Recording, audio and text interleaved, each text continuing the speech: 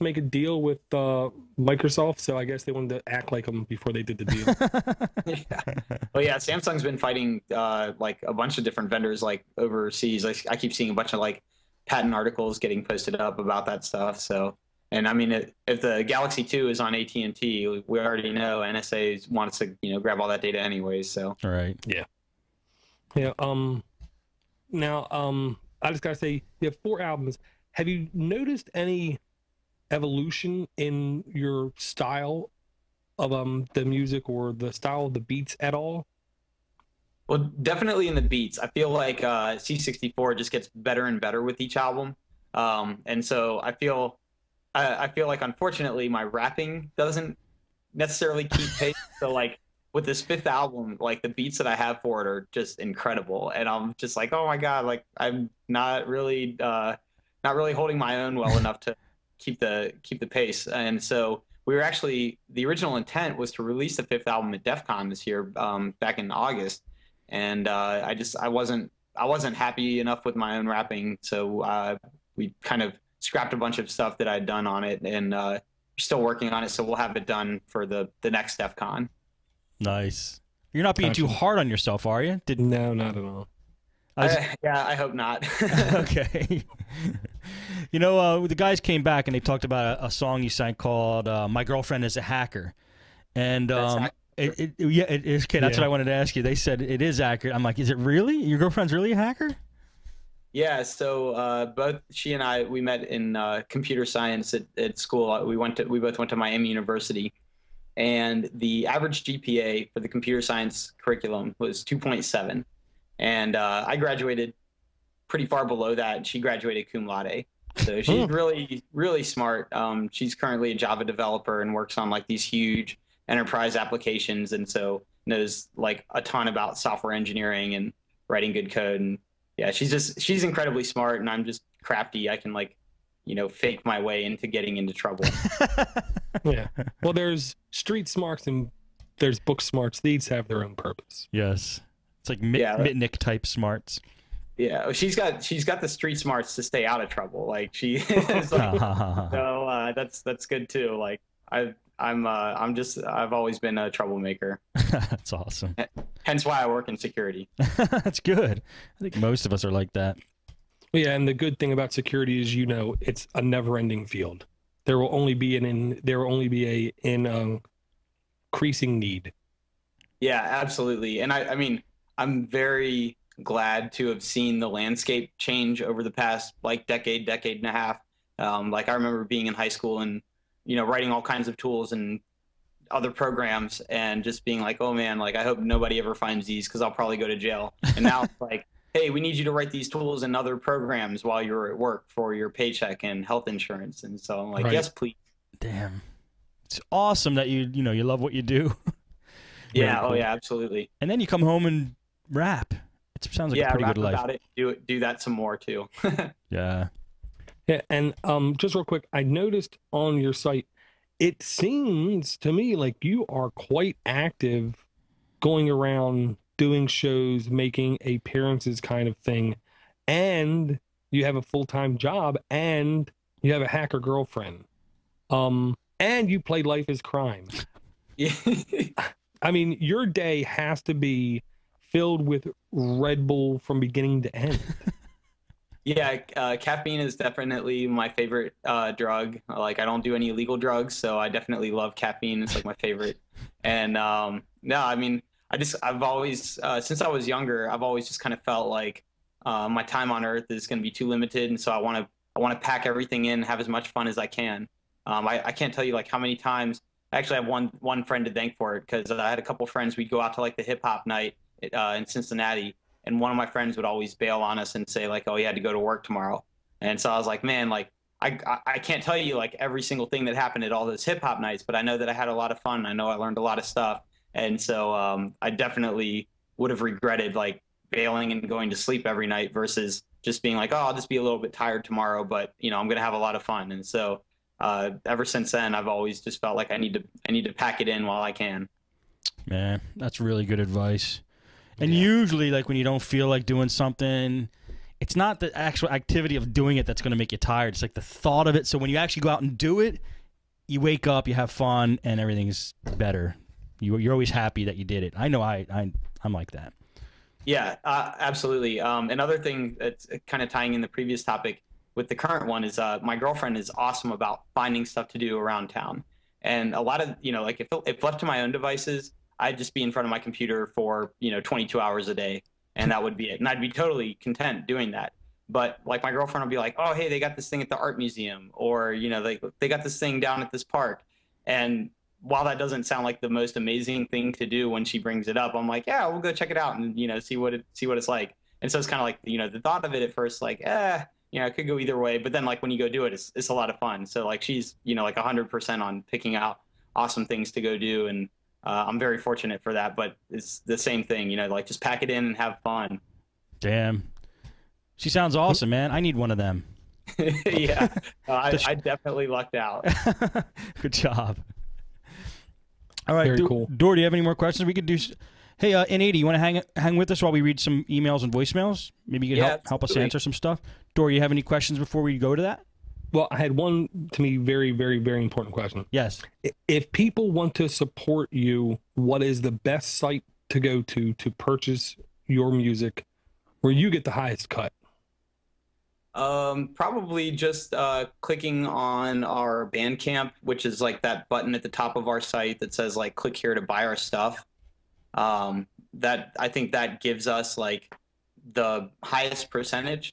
But really, I mean, it all works out beneficially. Like every show that we play, somebody comes up to me and gives me cash and says, hey, I torrented your albums and I really like them, so I want to just give you some money. That's awesome. Like if you torrent our albums and you're just like, oh my gosh, like these guys were great, and they're like playing a show in the next city over, and you come to the show and you bring 2 friends, like that's awesome. So like in either way, like any way that you support us is fantastic. Like we don't have any qualms. If you want to get our stuff through Bandcamp, awesome. If you want to get it through iTunes or Amazon, that's awesome as well. If you want to get it through BitTorrent, hey, we hope that you love it. And if you come to our shows, that'd be fantastic.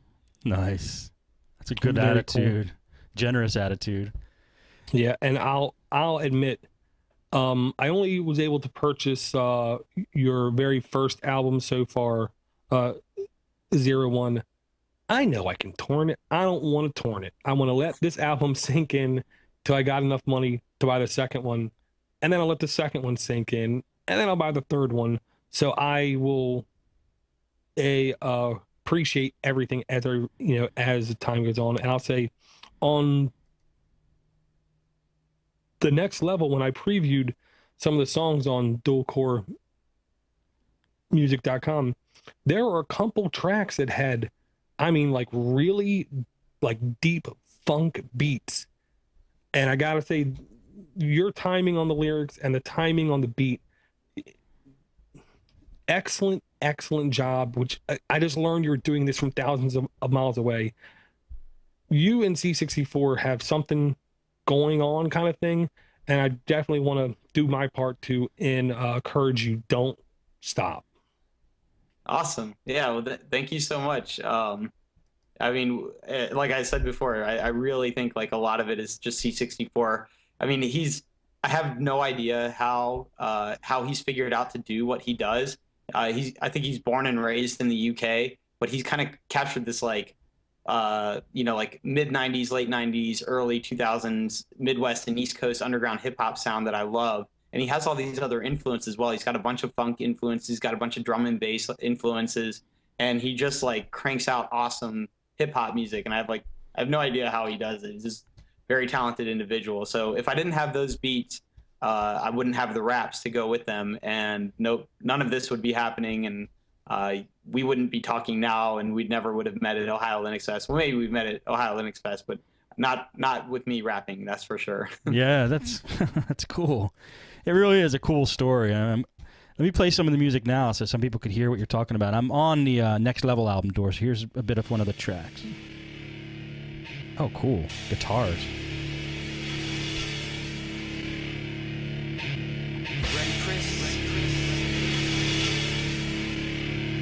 I think they know who we are now. Let's Let's tell them where we've been. I've been busy.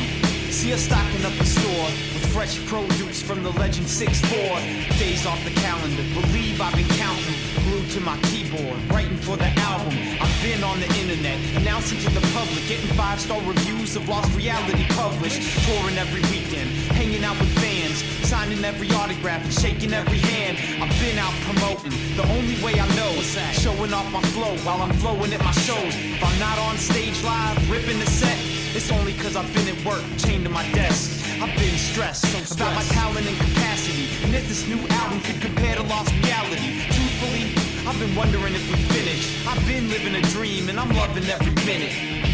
Thank you so much for joining us here. You're about to find out where we've been.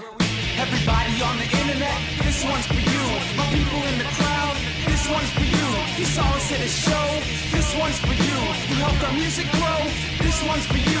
You purchased and believe in it, this one's for you. You raped it and seeded it, then this one's for you. They said come out west and rock it before long. Damn, I was only going to play a couple seconds of it, but I couldn't stop. That was awesome. I love that, man. That's killer. What I gotta ask you, what kind of mic do you use to get that sound? Do you know? I don't know. It's like a $200 condenser mic that I got at Guitar Center. Okay. Just curious. Sterling Audio, I want to say. Oh, cool, cool. Yeah, I'm sure that's always a big question. People want to know what gear people are using. Yeah. Last thing I want to ask before we go to voicemails and emails is the tape recorder on the album cover of Next Level inspired by that track that you were talking about earlier about putting the tape recorder up to the speaker and recording it that way? Oh, no, I think it's just a Commodore 64 on there. Yeah. It is? Yeah. Yeah, I'm pretty sure. On that one? Interesting. Yeah. Oh, cool. All right. All right, let's do emails and voicemails and see what's going on, what the folks have to say. This is a voicemail from, hang on, that song is still playing. And I'm going to listen to the rest of it after the show. Okay, here we go. This is a voicemail for this show. Here we go. Hey guys, this is Cody Cooper. This message is for links for the rest of us. Cody. Just got done listening to the OLF recap show. It's making me even more excited for next year. If you are planning on going next year, if you have gone or if you have not gone, I got a tip for you. This is what I'm personally doing. I'm already starting to set aside money for the trip. So here's what I suggest. Just do a minimum $5 a week. 52 weeks, that's $260 you'll have in a year's time. That's going to cover, from what I understand, at least 2 nights at the brewery, if not maybe a little bit of food money. Okay, that's just $5.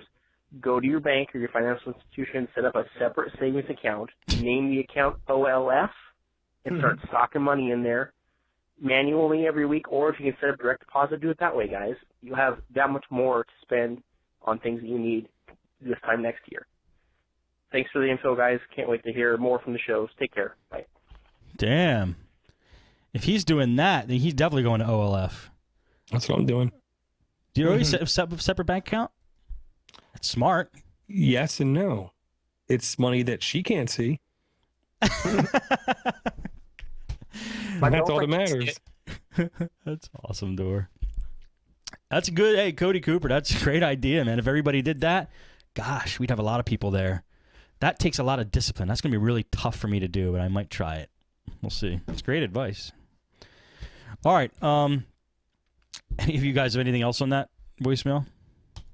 All right. That's how I used to do it going to conferences. Say, like, here's my budget. You know, like, hotel's going to cost this amount.